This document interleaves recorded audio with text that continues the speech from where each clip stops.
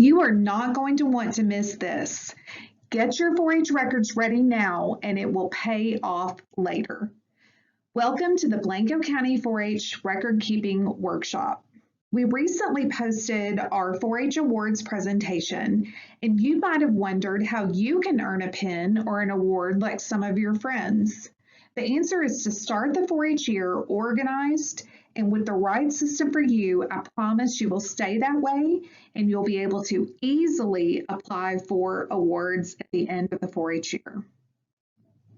I'm Gretchen Sanders, Blanco County Extension Agent, Family and Community Health with Texas A&M AgriLife Extension, Blanco County.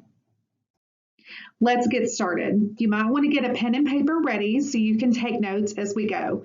And remember, you can pause this video at any time to take notes. Our workshop goals are number 1, to learn what a 4-H project is. Number 2, to learn what a learning experience is. 3, learn how to complete the Blanco County 4-H project log. 4, learn a little bit about 4-H record books and where to find resources to create one. And 5, to learn 5 ways to keep records of projects and learning experiences for your 4-H project. The first question I always hear from brand new 4-H members and their parents is, what is a 4-H project? Well, in 4-H, our activities are organized by topics and they're called projects. Each 4-H project is made up of about 6 45-minute learning experiences.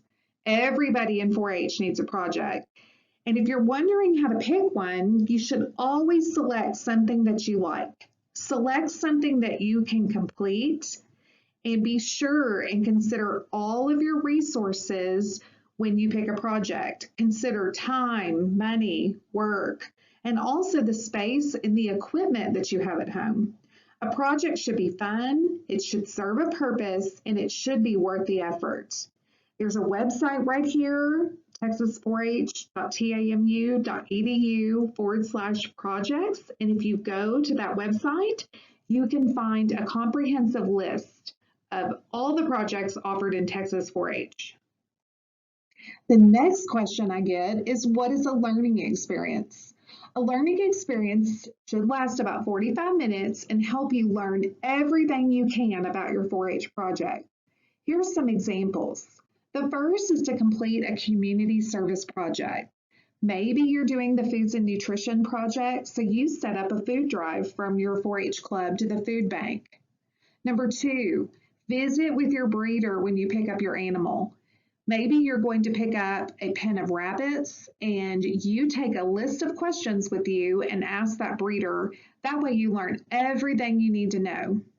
Number 3, you could attend a project meeting, just like food challenge practice. Number 4, self-study. You don't have to do everything in 4-H in a large group. Maybe you want to read a book, maybe you want to watch experts or even other 4-H members' videos on YouTube, or you might want to do some online research. Number 5, take an educational tour that relates to your project. Number 6, ask an expert to come teach a lesson at your 4-H meeting. That way everyone learns about it. Number 7, participate in a contest, like a stock show. Number 8, teach younger 4-H members about your project. This is not a final list by any means, so if you've got other ideas, please feel free to try those out too. You might be wondering who's going to help you with the learning experience. Well, in school you have teachers, but in 4-H you've got club managers and project leaders. You also have county extension agents, and again, you can do some self-study. Let's talk about how to fill out that 4-H project log. The 4-H project log is a record of your learning experiences. Each member that completes the project log will receive a project pin. The project log is due August 1st to Texas A&M AgriLife Extension, Blanco County. You may find the project log posted on our website, blanco.agrilife.org/publication. If you would like paper copies, please come by our office. If you'll look at the form with me, we can see that this 4-H project log was for a 4-H member named Charlie Clover. He is a member of the Green and White 4-H Club, and he selected the food and nutrition project. You can highlight this, circle it, draw a square around it, just something to indicate which project you chose. You will complete one project log for each project that you complete. In the table, you will add the date, the learning experience with a brief description of what you did and how long you spent on that learning experience. At the end, you can include awards and recognition. The example here shows a cook-along, and the 4-H member earned a completion certificate at the end of that. And they also competed in the youth exhibit hall and earned first place. At the bottom, you will sign it and your parent or guardian will sign it. You may have heard of a 4-H record book. The record book is a more extensive record of your learning experiences, but it also goes into detail with experiences in leadership, community service, awards, non-4-H experiences like church and school, and career and college exploration. Every 4-H member that completes a 4-H record book is going to get a Blanco County 4-H pin. All first place Blanco County 4-H record books will advance to the District 10 competition. All junior record books, and those are 3rd, 4th, and 5th grades, they'll be considered and judged for the Bronze Star Award. All intermediate record books from 6th, 7th, and 8th graders will be considered for the Silver Star Award. And all senior record books from 9th, 10th, 11th, and 12th graders will be considered for the Gold Star Award. The Gold Star is the highest honor in Texas 4-H. The record book is due June 1st to Texas A&M AgriLife Extension, Blanco County, and you will need lots of more information to complete the record book. I've posted forms and resources at blanco.agrilife.org/publications. Now we'll talk about ways to keep your 4-H projects and learning experiences organized. I'm going to go over each of these individually, but number 1 is a binder with dividers. 2 is just copies of the project log in your car so you can fill them out. 3 is a paper calendar. 4, Excel in Google Docs. And 5 is simple ways to use your smartphone. This is my first idea for you to get organized. Use a really inexpensive binder with dividers. The pictures show a divider set in a binder that I picked up at Dollar Tree, so I spent $2 on this set. You can make one divider per project. In this example, there's a divider for rabbits, one for foods and nutrition, and one for robotics. You can use additional dividers for things like your club meeting agendas and the 4-H newsletter. And you're welcome to make this as simple or as fancy as possible. You and your family are the only one that will see this part of your record keeping. So these 2 pictures show you exactly what to hang on to so that you can fill out the project log or the record book. The first picture is the rabbit section of this child's binder, and they printed out this workshop series they attended. And this tells you everything that you need to know. These flyers are so great and so valuable for you. This one tells me that workshop 1 was Thursday, September 24th, and the topic was biosecurity and keeping animals safe. And it goes on. So if you completed that entire series, you would have 4 learning experiences, right? This child also added notebook paper for taking notes, and it looks like he wrote down the sanitizing solution of 1/2 cup of bleach to 1 gallon water, okay? And it looks like mom wrote down a definition that they were going to look up later, or a word they were going to look up the meaning of later. Here's another section that shows samples of what you want to keep to fill out that project log and the record book. In this case, we've got a divider that was marked food and nutrition. And this flyer, again, tells us everything we need to know. It's got the dates, it's got the topic, and it's even got the time. So I know each one of these sessions is going to be an hour.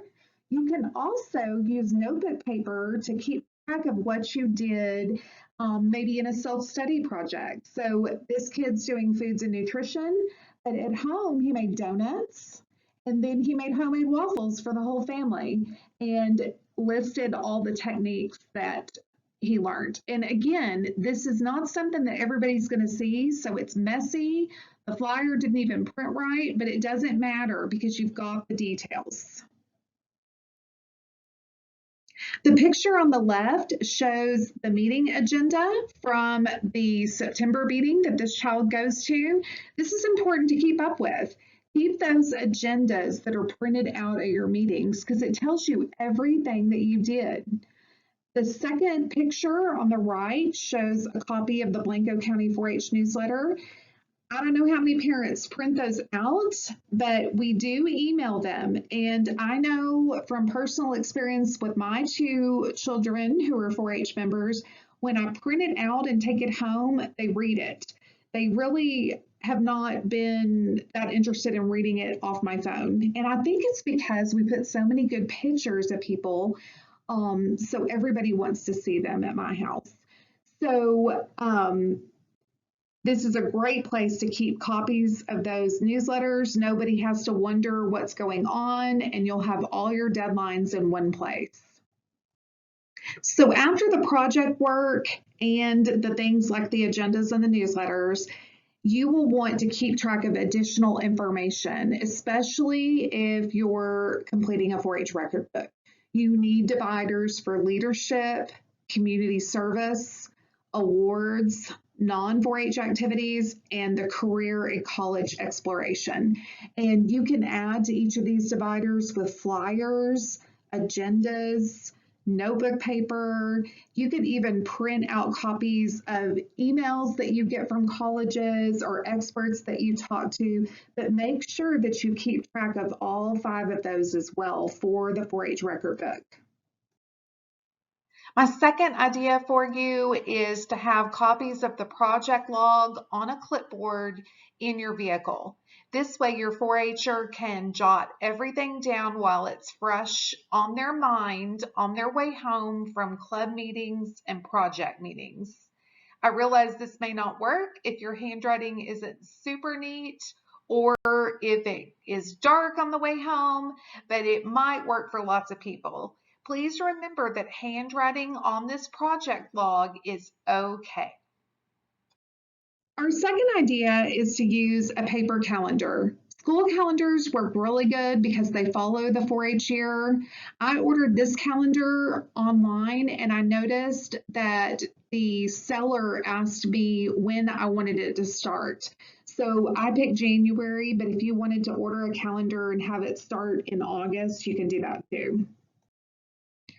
So make notes of all the events that you attend in the monthly view, and that's our example there. It looks like November the 16th, there's a 4-H club meeting, and on the 22nd, they're having goat validation. Remember, that's just an example. Make sure that you've got plenty of note paper included in the calendar, and that way you can record all your specifics. So maybe on November 16th at that 4-H club meeting, you led the pledge and you greeted new visitors. And then at goat validation, you helped a new family go through the process. Y'all can probably tell that I like having pencil and paper, but I do also appreciate Google Docs, and I showed an example here of an Excel sheet, a little spreadsheet, and notice at the bottom I changed the tabs for different projects. So in this case, we've got goats and foods. And then I added tabs for those additional subjects that you want to keep track of for record books, like leadership and community service and so on. If you'll look here, I've selected the foods tab for this child. Again, we've got our Charlie Clover, and he's got his learning experiences of those cook-alongs. He's got the date, and he's got the hours spent. And those are the three things you need to keep track of to complete that project log. The cool thing about Google Docs is that everyone in the family can access it. They can document stuff and just add information as you go. You could also use the 4-H project log and fill it out as you go too. If you're like me, you've got lots of records on your cell phone.